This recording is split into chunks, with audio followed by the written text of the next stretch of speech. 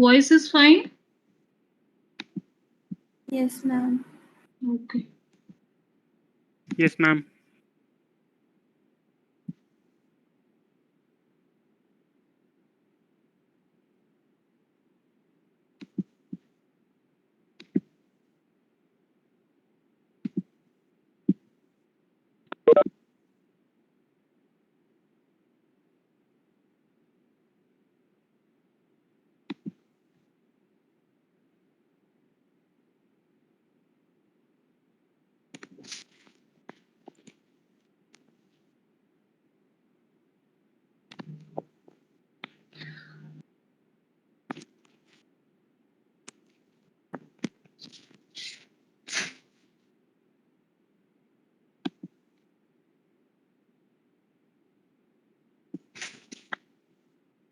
So in the last class, we were discussing your 8085 IC.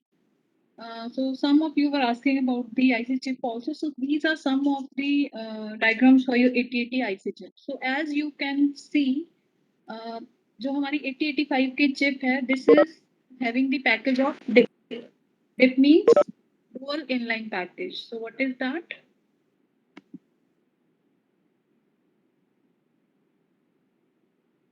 So this IC comes in the DIP package.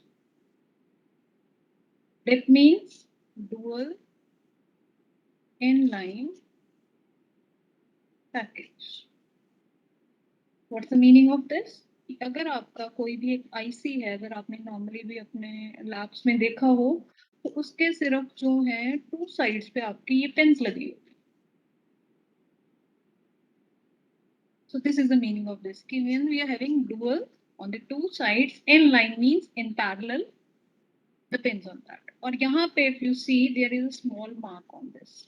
वहां से हमें ये पता चलेगा कि इसका IC की नंबरिंग कैसे स्टार्ट होती है. So it's always like this. If this is your IC, just check this mark, and from this onward, this will be your pin number 1, 2, 3, 4, 5, 6. Suppose it is 10, then this will be 11, and it will be 20. So this is how we will check the pin number of any IC for your digital electronics. So if we again go back to this, so we can see आपका जो traditional 8085 chip है, so this is also having the same architecture. We are having the these pins on the two sides, and this is that cut. So this means this will be your pin number 1, 2, 3, 4, and so on. This will be 20th pin because this is a 40 pin IC. So this will be the 20th pin. This will be 21, 22, and so on. And there is always some numbers they are written on these ICs. Like here it is written Japan 81327. So these are 8085 AP. So 8085 means this is 8085 processor chip. Same way some chips they are having the uh, pins on all the sides. तो उनका package क्या होगा? It will be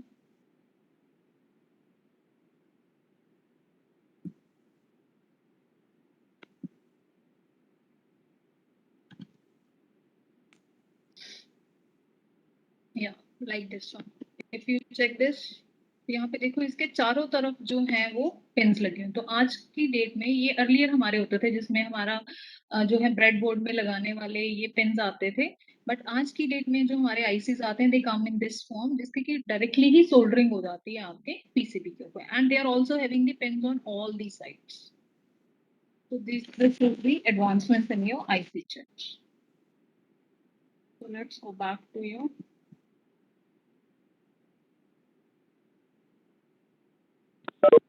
So this we have already discussed what is memory, what we are doing, and what is this 3 cycle instruction cycle means.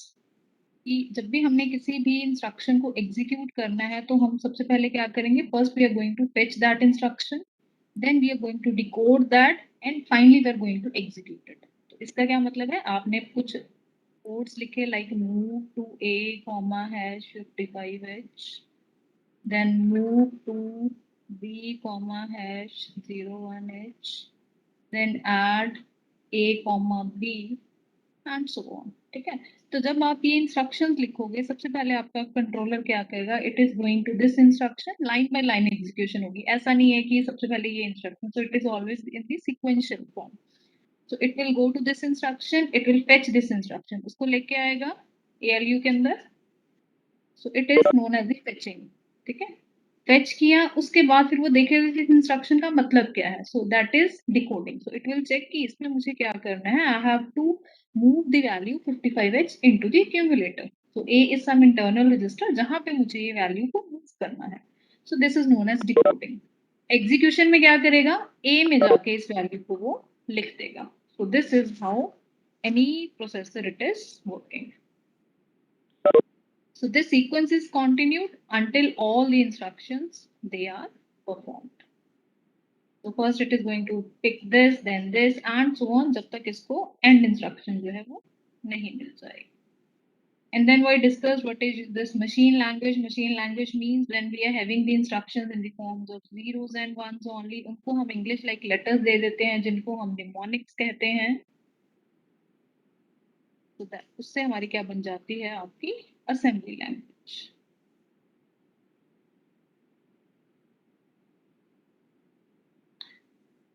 So in 8085 machine language, 8085 सबसे पहले तो क्या है, सबसे पहले ये जो है किस कंपनी ने बनाया था. This was first made by the Intel.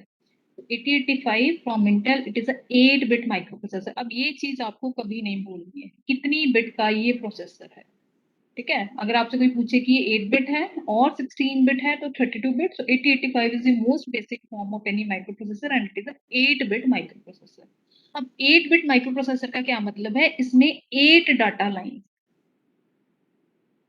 8 data line means एक टाइम पे वो सिर्फ 8 बिट्स को पिक करेगा और उसको प्रोसेस करेगा. अब बिकॉज डाटा के लिए आपके पास 8 लाइंस है तो इसके जितने भी अंदर इंटरनल रजिस्टर्स होंगे वो सारे सबका साइज भी क्या होगा, 8 बिट का होगा. तो इसके इंटरनल रजिस्टर्स जितने भी होंगे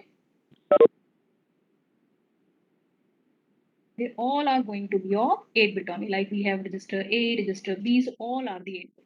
अगर आपका जो है माइक्रोप्रोसेसर 16 बिट है, suppose it is a 16 bit microprocessor like 8086, ये नेक्स्ट सीरीज है. 8085 के बाद नेक्स्ट है 8086 which is a 16 bit microprocessor.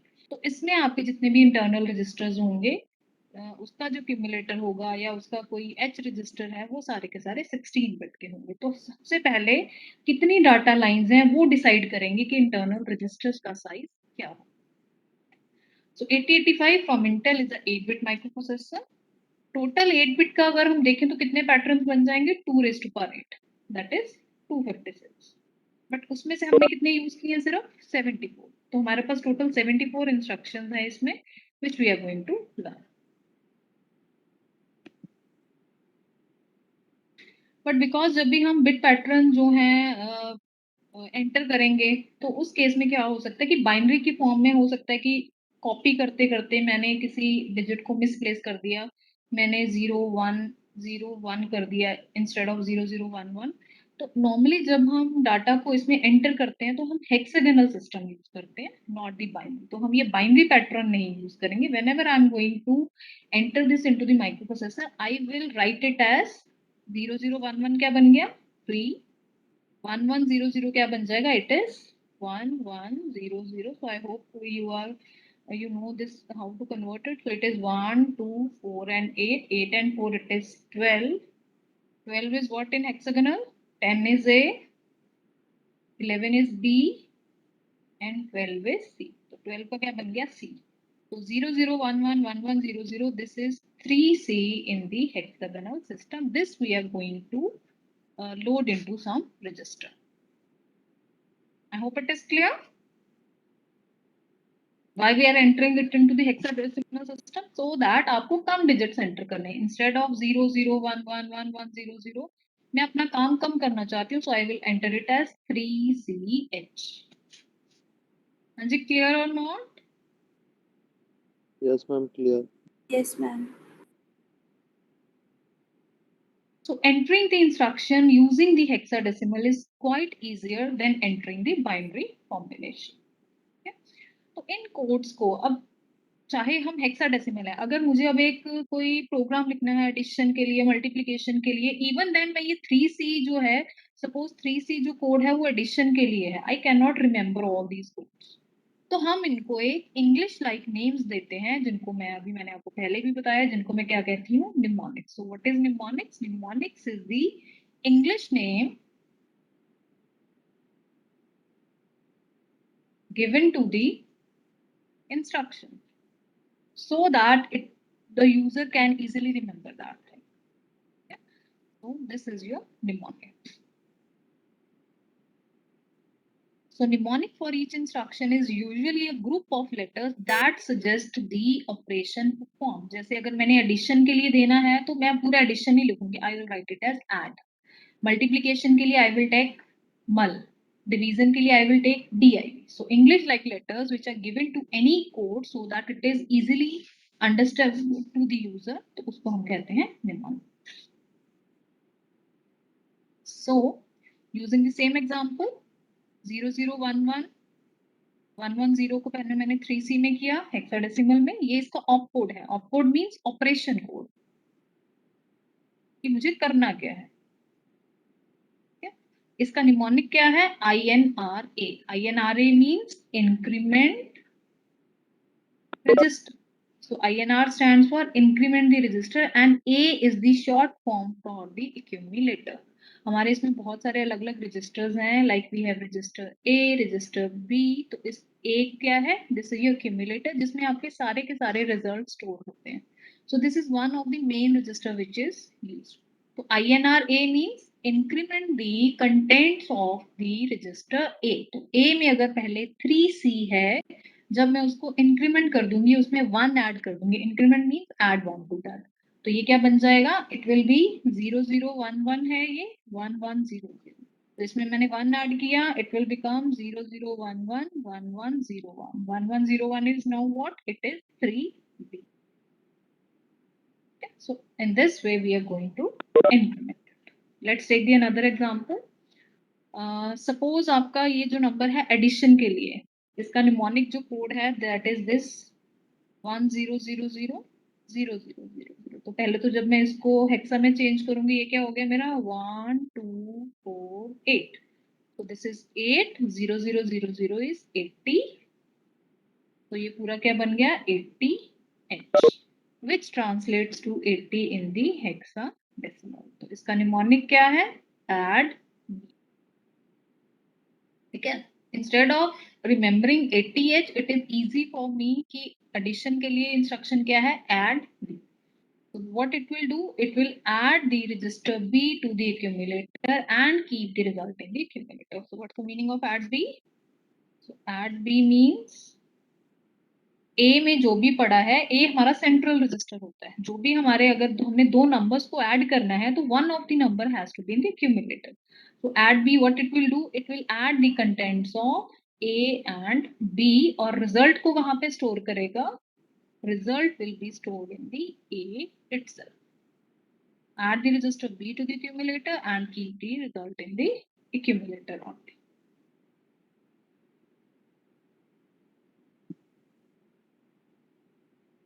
Now assembly language, as I already told you, what is the main disadvantage of the assembly language? It is completely machine dependent. Like unlike your high level languages आपकी कौन सी है? C++, which are independent of the machine. आपकी assembly language जो है, it is completely machine dependent.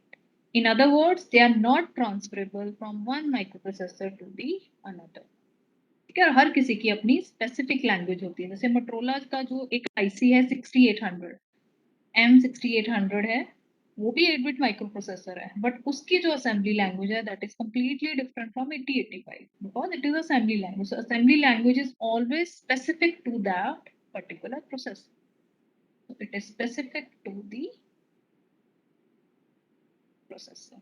So a program written for 8085 cannot be executed on 6800 and vice versa, which is not there in the C++. C++ में आप चाहे कोई भी laptop ले लो, कोई भी डेस्कटॉप ले लो, उसके अंदर कोई भी प्रोसेसर है आपका, i3 है, i5 है, i7 है, चाहे पेंटियम है, सब में वो कोड आपका चलेगा. But this is not possible. So this is one of the disadvantage of the assembly language. But on the vice versa, जब भी आप असेंबली में कोड लिखोगे it is going to be more efficient, इसीलिए हम इसमें लिखते हैं। मोर एफिशिएंट मीन्स स्पेस कम देगा। तो स्पेस सेविंग जो है और जो स्पीड है that will be more in the assembly language. Space कैसे सेव करता है? आपने एक एम्बेडेड सी में कोड लिखा, जैसे मैंने आपको बताया कि एम्बेडेड की और सी का भी एक कॉम्बिनेशन है विच इज एम्बेडेड सी। आप एक एम्बेडेड सी में लिखोगे और प्योर असेंबली में लिखोगे, तो आपका जो असेंबली वाला कोड होगा उसकी जो एंड हेक्सागोनल फाइल बनेगी वो बहुत छोटे साइज की होगी।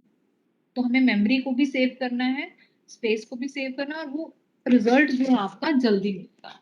सो स्पीड भी ज्यादा है, स्पेस भी कम लेता है, इसीलिए हम जो है असेंबली लैंग्वेज को प्रेफर करते हैं for the micro controllers and the micro processors.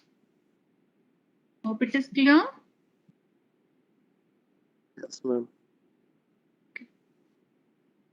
Now how we are doing this assembling?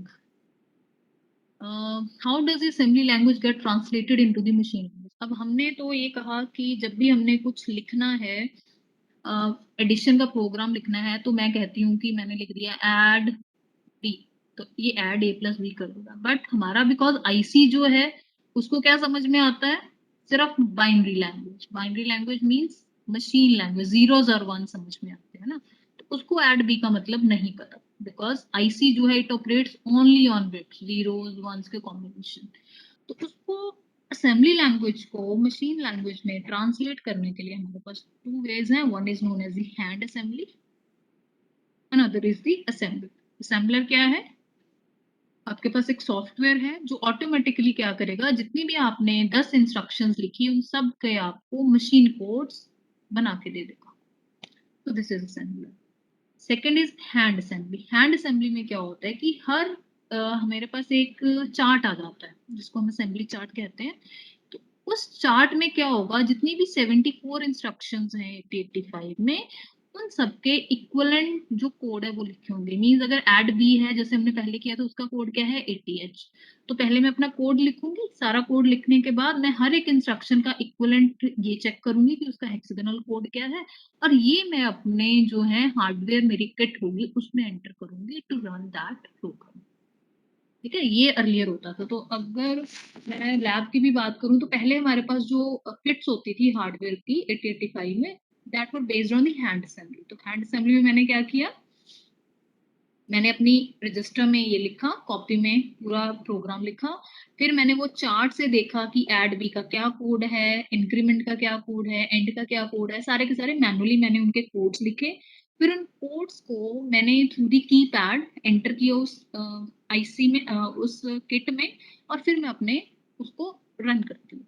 But आजकल क्या है, we are having the assembler. Assembler means जैसे हमारे पास बहुत सारे सॉफ्टवेयर हैं, कील एंड ऑल। ठीक है, कील is one which is used for 8051। तो मैं उसमें नोट पैड पे अपना पूरा ये कोड लिख दूंगी, उसके बाद जब मैं इसको रन करूंगी तो असेंबलर खुद ब खुद मुझे क्या करेगा, पूरे प्रोग्राम को असेंबल भी कर देगा, और उसको कंपाइल करके अगर कोई एरर होगी it will tell. So there are two ways in which I can do this thing.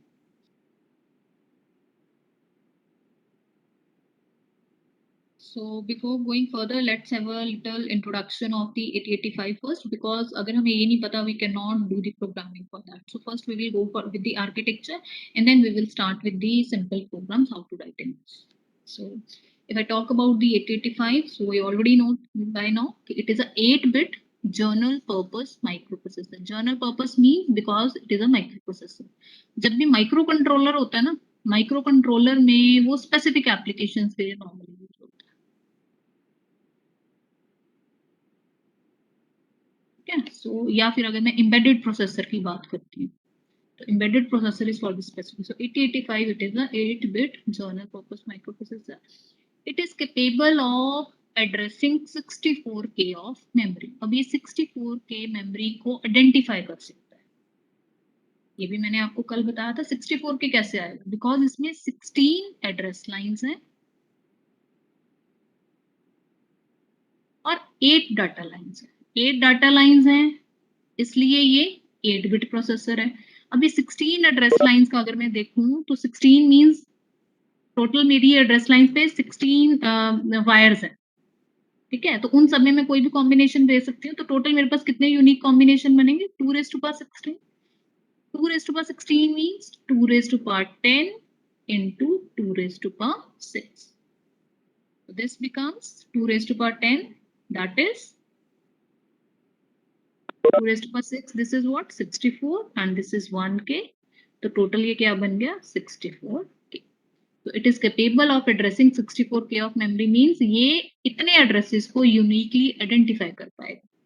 अगर किसी माइक्रोप्रोसेसर में सिर्फ 8 एड्रेस लाइंस हैं तो उस केस में वो कितने कॉम्बिनेशन को चेक कर पाएगा? 2 रेज़ टू पावर 8. ठीक है, तो वो उतने ही एड्रेसेस को आइडेंटिफाई कर पाएगा. उससे बाहर अगर आप जाओगे it will not be able to identify that particular.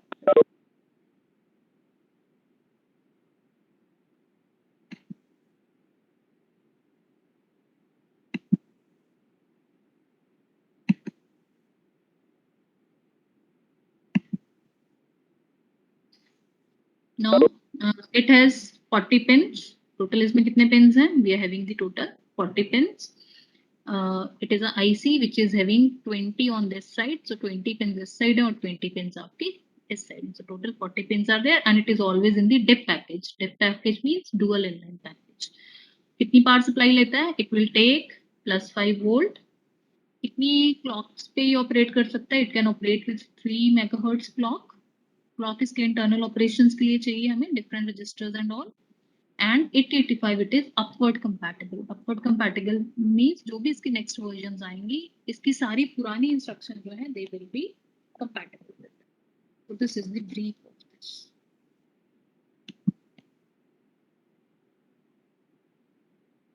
Now here comes the pin diagram for this. So as I told you, this is a DIP package. This is 8085A. A stands for just the series only. जैसे इसकी different series है, so this is the initial series. ये है इसके pins. तो अगर यहाँ पे आपका ये कट लगा होगा, this will be pin number 1 to 20 on this side, then 21 to 41 this side. So it is actually the anti-clockwise direction में आपको इसकी pin की numbering करनी है. So now check all the pins. I will explain the function of each and every pin one by one. So please listen carefully. First two pins हैं आपकी X1 and X2. What are these? This is your X1. This is your X2. यहाँ पे आप अपना crystal attach करोगे. सो frequency generator और जो आपका क्रिस्टल ऑसिलेटर है वो हम यहाँ पे अटैच करेंगे, which will be providing the clock for all the internal operation. तो बेसिकली हमारा यहाँ पे आ गया फ्रीक्वेंसी जनरेटर और crystal oscillator. It is connected to these pins. Then we have this reset out. Reset out क्या है ये मैं आपको पहले रीसेट बताती हूँ, then I will tell you reset out. Then we have the SOD and SID.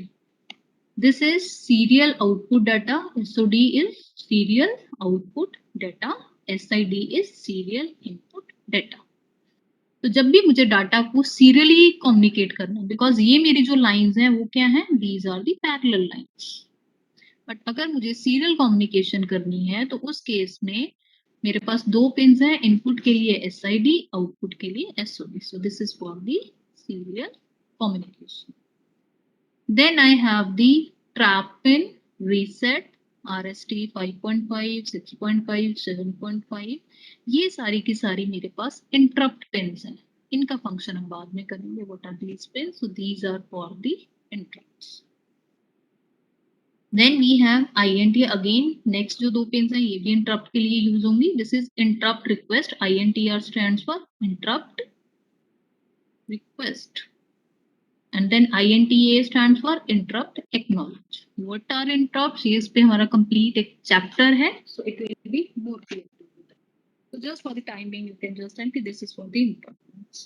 Main अभी हमारा जो focus है वो किस पे होगा? Address lines और data lines पे. तो जैसे मैंने आपको पहले बताया हमारे पास टोटल कितनी एड्रेस या डाटा लाइंस हैं? We are having 8 data lines and 16 address lines. ठीक है, तो अगर मैं 40 पिन्स हैं टोटल, उसमें से 16 और 8 24 पिन सिर्फ मैं एड्रेस और डाटा के लिए यूज कर लूंगी तो मेरे पास बाकी फंक्शंस के लिए यहाँ पे पिन्स नहीं बचेंगे. है ना, ये सिर्फ 40 है, बट काम हमारे पास ज्यादा है, तो इसलिए हम क्या करेंगे, हम इन दोनों पिन्स को कंबाइन करेंगे, उसको क्या कहते हैं, this is known as multiplex address and data bus. Means मैंने दोनों पिन्स को कंबाइन करके पिन सेव कर दी। तो पिन्स को सेव करने के लिए मैंने AD0 मींस, अब यहाँ पे देखो AD0 लिखा है, this is AD0, this is AD1, AD2, AD3, 4, 5, 6, 7, तो टोटल ये D0 to D7 data lines हो गई, total 8 data lines D0 to D7, और साथ ही मैंने इसके एड्रेस लाइन की अटैच कर दी A0 to A7। So AD0 का एक्चुअल मतलब क्या है, A0 एंड D0, बट लिखना ऐसे नहीं है, आपने लिखना AD0। ठीक है, तो मेरी टोटल 8 की 8 डाटा लाइंस यहाँ पे आ गई, साथ ही मैंने एड्रेस लाइंस को भी यहीं पे उनको काम कर दिया। तो जब हम दो काम लेते हैं सिंगल, उसको क्या कहते हैं, multiplex. So this is your multiplex address and data बस। यहाँ पे मेरे पास एड्रेस लाइंस भी हैं और डाटा लाइंस भी हैं। और ये क्यों किया था, पिन्स को सेव करने के लिए, बिकॉज उस जमाने में जो आईसी था उसका साइज वी वांट कि अगर साइज छोटा करना है तो पिन्स कम होनी चाहिए, बट यहाँ पे अगर इतनी पिन्स हम डायरेक्टली इनको दे देते तो हमारे आईसी का साइज बड़ा हो जाता। So just to save the number of pins we multiplexed। Next, अब बाकी की एड्रेस लाइंस कहाँ पे आ जाएंगी, this is A8 to A15। हाँ जी, मैम इसका कोई माइनस पॉइंट है दोनों लाइंस को कंबाइन करने का? नहीं, इसका कोई माइनस पॉइंट नहीं है, इसलिए इनको कंबाइन कर दिया है। इसका एडवांटेज ये है कि less number of pins are required. बाकी अभी इनको यूज कैसे करना, that I will tell you in detail, how we will be using these multiplex address and database. बाकी आपकी डाटा लाइन तो पूरी हो गई, 8 डाटा लाइंस D0 से लेके D7 तक। एड्रेस लाइंस क्या हुई, A0 से लेके A7 तक तो यहाँ पे आ गई, बाकी A8 से लेके A15 तक वो हमने यहाँ पे दे दिया। ठीक है, तो ये मेरी टोटल एड्रेस और डाटा लाइंस पूरी हो गई, 16 address lines and 8 data lines. ठीक है, ये जो पिन है this is VSS and VCC, ये है आपकी पावर सप्लाई जहां पे हम 5 वोल्ट की सप्लाई देंगे, और ये मेरी जो पिन है this is your ground pin VSS। So this is my ground pin.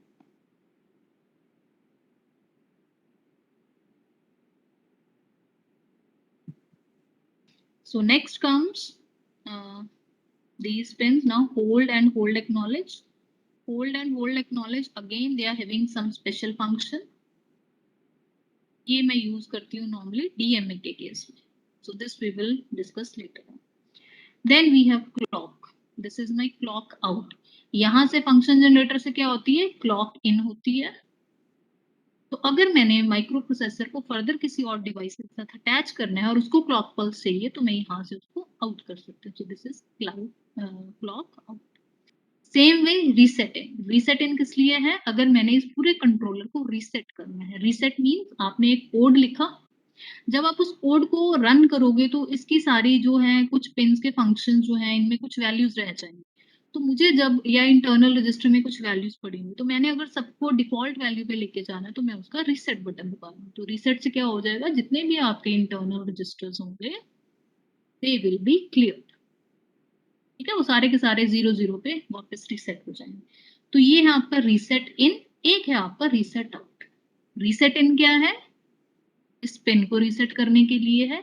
Using this आपने किसी फर्दर और डिवाइस को रीसेट करना है तो वो मैं रीसेट आउट से करूँ। तो जैसे मैं यहाँ पे रीसेट इन दबाऊंगी तो वो मेरा सेकंड डिवाइस है वो भी रीसेट हो जाएगा। तो रीसेट के लिए भी 2 पिन है, क्लॉक के लिए भी 2 पिन। प्रॉपर्टीज क्या, then we have ready pin. Ready pin again this is used when I am dealing with the peripheral devices.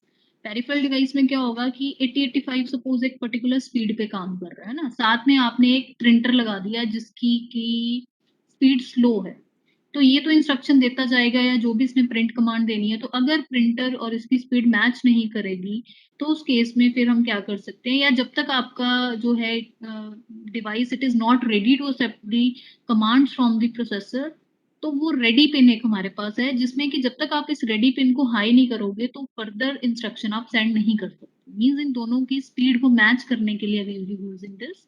So this is often used by the peripheral to check whether the attached device it is ready to accept the data or not. So this is the ready pin. Then we have input output slash m bar. ये क्या है? ये हमें ये बताएगा कि हमने जो डाटा सेंड करना है इनपुट आउटपुट डिवाइस के साथ सेंड करना है या मेमोरी में सेंड करना है. तो IO slash m bar, this is for that. कि what type of operation we are doing. हमने दो नंबर्स पिक करने हैं, तो वो नंबर्स मैंने कहाँ से पिक करने हैं? मेमोरी में से पिक करने हैं या फिर किसी इंटरनल रजिस्टर में से पिक करने हैं या मुझे देने हैं सपोज LCD पे किसी आउटपुट डिवाइस पे, तो उसकी डायरेक्शन आपके पास आएगी IO/M bar. Then we have this 2 pins S. ये हमारी स्पेशल सिग्नल पिन्स हैं, इनका भी हम बाद में डिस्कस करेंगे in detail. Then we have read, write and ALE. Now these 3 pins are there. RD bar is for read, whenever I want to read some data. Write means when I want to write the data to some memory location. Read और write में क्या फर्क होगा कि suppose मेरे पास एक ये memory location है जिसका एड्रेस है 8000 और यहाँ पे मेरे पास डाटा पड़ा हुआ है 1. ठीक है, तो अगर तो मैं रीड कमांड इशू कर रही हूँ, दिस मीन्स कि मुझे इस डाटा को रीड करना है और उसको उठा के प्रोसेसर में लेके जाना है and then I am going to process this data. इसको मैं क्या कहती हूँ? Read operation. राइट मीन्स कि इस 8000 में जाके मुझे डाटा को राइट करना है, तो इसमें जो भी एग्जिस्टिंग डाटा होगा वो ओवर राइट हो जाएगा. तो 8000 में सपोज मुझे न्यू वैल्यू लिखनी है 3B, उसको मैं क्या कहूंगी? This is the write operation when I want to send something to that location. So this is your read or write signal. तो ये भी हमेशा हमें, so all these signal they are actually the control signals. कि मैं operation जो है हो रहा है वो किस तरफ हो रहा है? रीड ऑपरेशन हो रहा है, राइट ऑपरेशन हो रहा है, इनपुट के साथ हो रहा है या मेमोरी के साथ हो रहा है. तो सीरियली डाटा सेंड करना है या पैरेलल सेंड करना है, तो उसके लिए SOD SID है. ठीक है, रीड को मैच करने के लिए रेडी है and so all these some of the pins they are the control pins. Then comes this ALE pin. Now this is very important pin. This is address latch enable. Address latch enable, अभी जैसे आपने पूछा था question कि हाँ ये काम कैसे करेगा. हमने इन दोनों को मल्टीप्लेक्स तो कर दिया, but how it is going to go. तो उसके लिए क्या होगा, हमारे पास ये पिन है address latch enable which is the ALE pin. This is the most important pin in this. ये प्रोसेसर को बताएगा, जैसे सपोज मैंने यहाँ पे डाटा लिख दिया 60H. अब वो एड्रेस है या डाटा है वो किससे पता चलेगा? ALE से. अगर आपका ALE जो है if it is low, this means कि यहाँ पे एड्रेस है और जब भी मैं इसको हाई कर दूंगी तो इसमें डाटा आ जाएगा and the vice versa. Means address latch enable it will be used to demultiplex the address and data lines. Data को अलग कर देगा, एड्रेस को अलग कर देगा and we are going to. ये भी हमने डिटेल में अभी डिस्कस करना है. तो जस्ट अभी अपने ये करना है कि ALE किस लिए यूज होगा. यहाँ पे ये मल्टीप्लेक्स जो एड्रेस और डाटा लाइंस हैं उनकी डीमल्टीप्लेक्सिंग के लिए.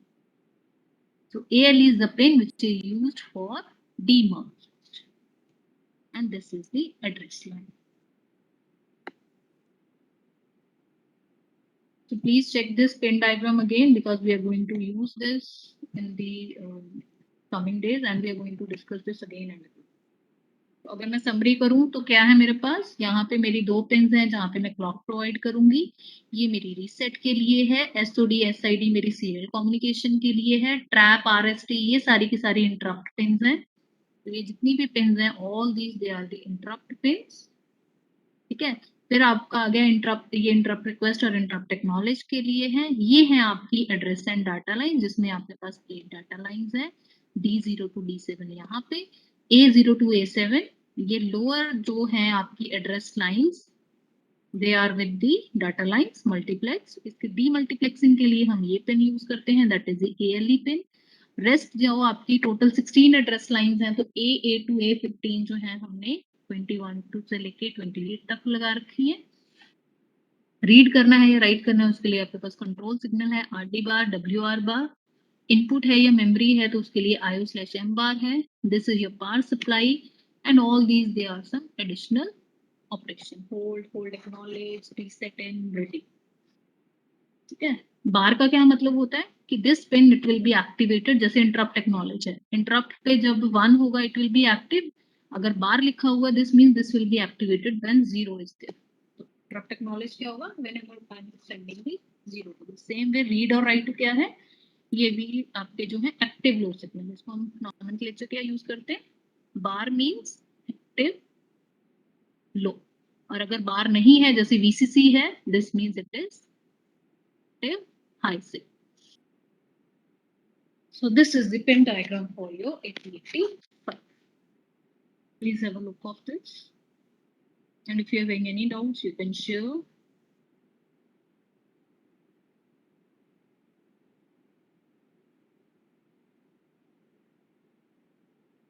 Now here comes the again the simplified diagram for the same thing. यहाँ पे अभी हमने किया था कि we are having this AD0 to AD7. So ये आपकी क्या है, multiplex address and data lines 12 to 19. Higher order address पर से आपकी A8 to 15. ठीक है, ये आपका ग्राउंड हो गया. दिस इज योर VCC 1 और 2 पे आपका क्रिस्टल लगा हुआ है. 40 पे आपका ये +5 वोल्ट होगा और VSS पे आपका ग्राउंड होगा. तो ये चारों आपकी ग्राउंड पिन्स हो गई. सीरियल के लिए आपका SID एंड SOD. तो यहाँ पे बेसिकली ये डायरेक्शन दिखा रहे हैं कि कौन सी आपकी इनपुट पिन्स है और कौन सी आपकी आउटपुट पिन्स है. तो सीरियल इनपुट डाटा क्या है इसका, अगर आप देखो तो इसका जो है arrow it is going inward. Serial output data means it is a output, it is having the output direction from the controller to the device. जितने भी आपके external initiated signal है, all these they are the input signal, trap, RST5, 6.5, 5.5, interrupt, ready, hold, reset in. External acknowledgement के लिए कौन कौन से हैं, interrupt के लिए interrupt acknowledge है, hold के लिए hold acknowledge है. Then control and status signal के लिए we are having this ALE pin, then S0 and S1, IO/M bar, read and write, all these are the output direction and so on. आपकी जो address और data lines है, this is a bidirectional because we can send the data as well as it can receive the data. But आपकी जो address bus है, it is unidirectional in the output direction. And this is your reset out and clock out whenever I want to send the reset and clock to other devices. तो अगर आपको pin diagram आएगा तो pin diagram में तो आपको pin bye pin ये describe करना होगा कि 1 पे ये है एंड सो. अगर आपको सिंपल आर्किटेक्चर आ जाएगी कि you have to explain this thing, तो आप ये भी ड्रॉ कर सकते हो. तो जस्ट चेक कि क्या लिखा है.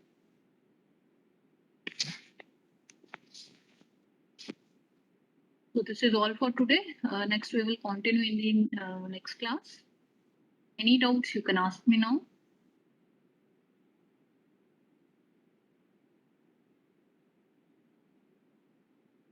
Otherwise you can leave the class. Ma'am, Yes. can you provide the book? We are unable to find it on internet. Okay. I actually forgot. मैं अभी क्लासरूम में अपलोड कर देती हूँ.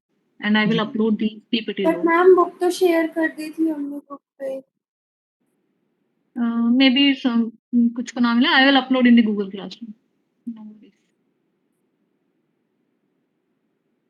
I'll share all the notes, whatever I'm having.